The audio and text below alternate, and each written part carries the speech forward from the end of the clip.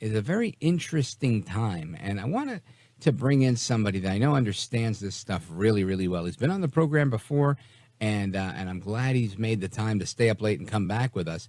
Derek Maltz, he's former director of DEA Special Operations, and his website, border911.com. Derek Maltz, welcome back. Rich, thank you for having me. I appreciate it. My pleasure. I know that you're out there beating the drum for stuff that you've been working on for a lifetime. And first, let me get your reaction to what you've seen happen today on Capitol Hill, the impeachment of Alejandro Mayorkas, the Secretary of Homeland Security. Well, I testified at one of the hearings about the amazing, overwhelming fentanyl poisoning crisis in America, where we're losing about 9,000 Americans a month from drugs. And it was disgusting to me that he would lie to the American public and actually tell the public that they have operational control of the border. All you have to do is watch the videos, Rich, and you could see between the trains, between people running into the country, just lining up to get in here. But what we don't see on those videos is all the gotaways, the 2 million almost gotaways that are in this country, the unknown people that are here. We call them ghost criminals. As the police commissioner in New York said, I believe it was today or yesterday, with these Venezuelan gangs that are all over New York, the ghost criminals. Nobody knows who they are, Rich. It's crazy. And crazy, yeah. Let me tell you, I was in Medellin, Colombia, probably about a month ago. And it was interesting. And talking to the cab drivers and learning about the area, they were telling me the most dangerous people you can find are the ones that come from Venezuela, because they've been starving for a long time and they've been under communist rule. So lawlessness kind of abounds. There's a lot of good people there, but lamentably, there's also a lot of bad hombres, as Trump would say. And it seems like they're making their way to the city, Derek Maltz. Absolutely. That's why we're seeing the increase in these, Venezuelan experienced gang members that are running around, grabbing pocketbooks, grabbing cell phones, dragging the 52-year-old lady in New York City on the ground from the moped. They used to this extortions, kidnappings, robberies, drug trafficking. They grew up, like you said, very organized in Venezuela. They've been doing it for a long time. Now they're coming here because they're exploiting the weaknesses and the vulnerabilities. And the sad part, Rich, is that they know if they get caught, they'll get out because there's no punishment. There's no accountability in America. We're losing the rule of law. I agree with you 100%, Derek Maltz. It seems like we're losing our grasp on things. Fentanyl doesn't seem to be getting any better. It seems to be getting worse with now more inland states like Montana being targeted for more and more drug trafficking. I don't know where this ends, but you have a better purview than me. What do you think the end game here, or is there an end game? Is it just total and complete infiltration of our society with fentanyl? Well, number one, it's worse than just fentanyl because, remember, these chemicals are coming out of labs in China. Now the nitazene family, the isonitazene, metonidazine, protonidazine, these are more powerful synthetic opioids. Of course, you have the xylazine, the horse tranquilizer that's rotting people in the streets of America. Every state is impacted by xylazine. This is coming out of Chinese labs.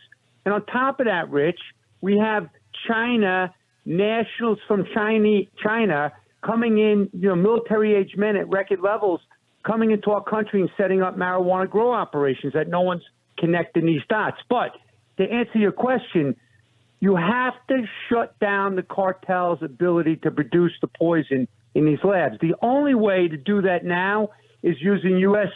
assets, military, authorities to use drones, hopefully work with the Mexican government. But they don't seem too interested in stopping the massive poisonings of our kids. And we can't rely on soft on crime and corrupt leaders in Mexico to save our future generation. So unless we get tough on the cartels and unless we hold people accountable, then this is never going to end. And, Richard, just to bring up something, I don't know if you're aware of this, but the president of El Salvador is putting together this unbelievable, tough on crime deterrent punishment by putting these MS-13 savages in cells, like 100 in one cell. And that's why a lot of, MS-13 is fleeing El Salvador, because they don't want to go to jail.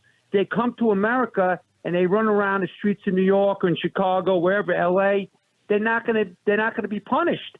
So this is the big thing that we're learning about with this president. And he was just reelected, by the way. Yeah, Nayib Bukele. Yeah, Bukele. Yeah, exactly. Yeah, people say, I saw people on the left saying, El Salvador has elected a new dictator. Yet you speak to people from El Salvador and they think this guy's the second coming. They're like, he's cleaned it up. There's no more crime. He's a god. He's great. Now. Yeah, I agree. 100%. People love this guy. I think that's kind of what we need here. Absolutely. I mean, look, the American people, do you want evil or do you want good? That's what you're voting for in November. It's good versus evil. Like, it's nothing else. So forget about if you're a Republican or Democrat. Do you want your kids to grow up in this country? Do you want to be able to go and afford food? Do you want to be safe and secure? That's what you're voting for in November. I'm sorry. It's really sad to see, like, what's going on in the city of New York. I was just in there last week, and I can't believe what's happening in my home city. It's, like, disgusting. Yeah. And then the mayor, he comes out saying, he made a statement again today, this is a national problem. We need a national solution. Okay, but then why do you have these sanctuary cities and broadcast to the world? They can come to New York, they can get free housing, they can get their, the ATM cards, whatever they're called, the prepaid cards. And we're paying for it as taxpayers. Mm-hmm. It's really overwhelming. Folks, we're on with Derek Maltz, former director of DEA Special Operations. Do you believe that Secretary Mayorkas is doing enough to fight the scourge of fentanyl? Not at all, no. Why not? He needs to lock down that border. Everyone keeps saying, give them more money. Those poor Border Patrol agents are now the welcoming committee. They are ordered to be the welcoming committee. They don't want to be the welcoming committee. They're told to do that by Mayorkas, by this administration.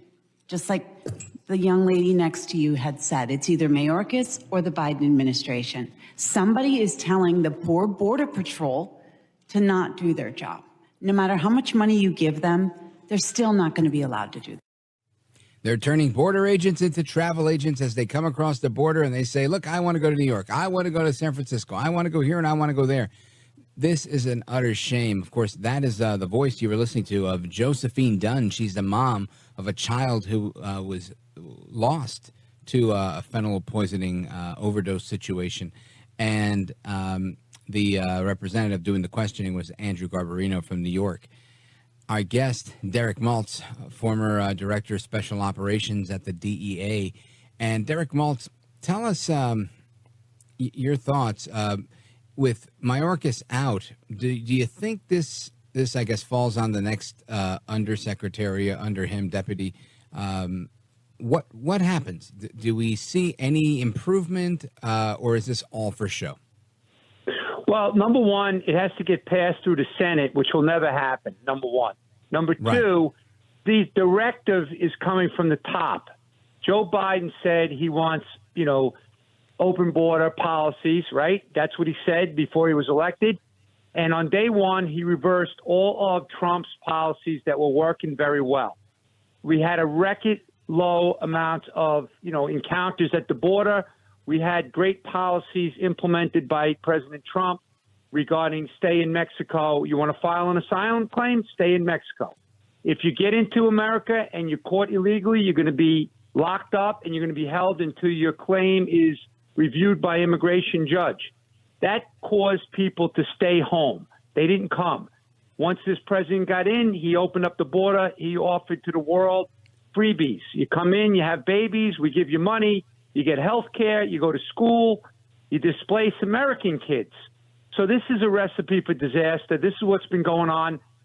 President Biden's legacy right now is over 300,000 dead Americans from drugs, mostly from fentanyl, coming right across the border from dirty, filthy labs in Mexico. And the Chinese have partnered up with the Mexican cartels. They're doing all the money laundering in America right now.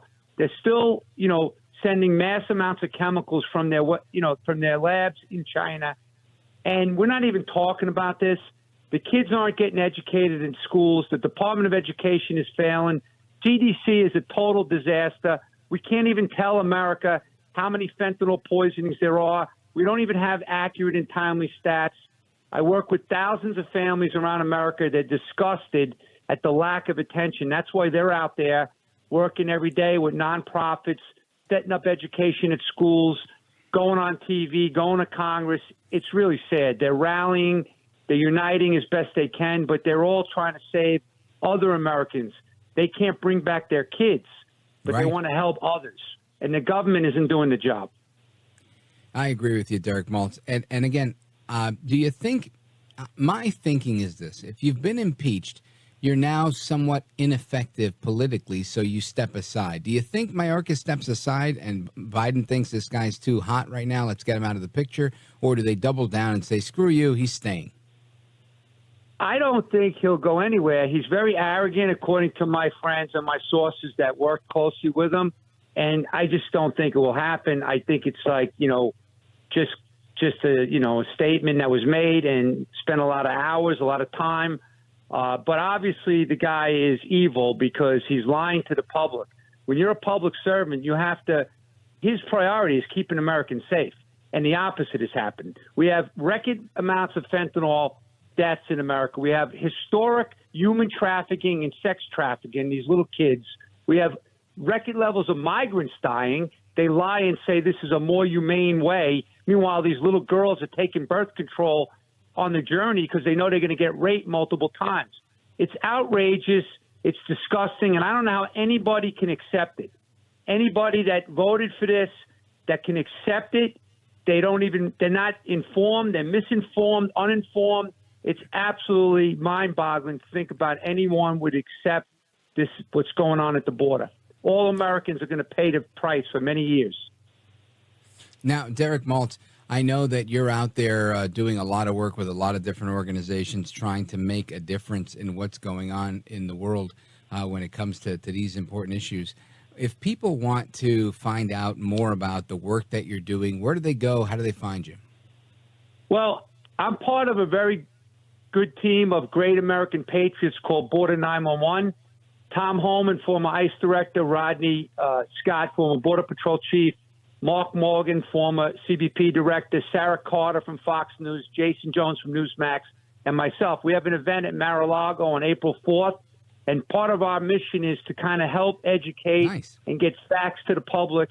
So this is what we're doing, border911.com. We could use some support. We're helping to really spread factual information to the public. So when they go and vote in November, they vote for good, not evil.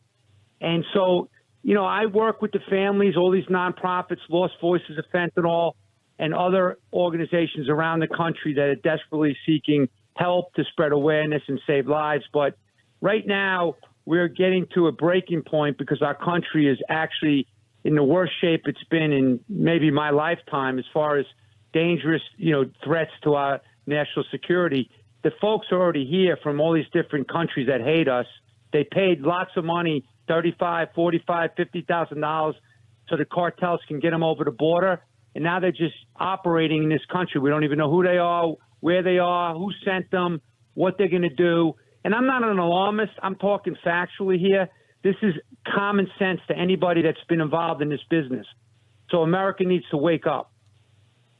Amen to that. And if people want to follow you online, where do they go? How do they get you? Well, Derek Maltz _Senior on Twitter. I post a lot of stuff on Twitter. I have a Facebook National Security Public Safety private group that I have, pretty good following. So again, border911.com is my main network right now. We'll be working hard over the next year or longer to kind of educate the public on what's going on here. Sounds great. You are a gentleman, a scholar, and a patriot, Derek Maltz. I wish you much success with your Border 911 event at Mar-a-Lago and all the work that you're doing. And anytime you want to get the word out, you're welcome here, sir. Thank you. I appreciate it, Richard. Thank you very much.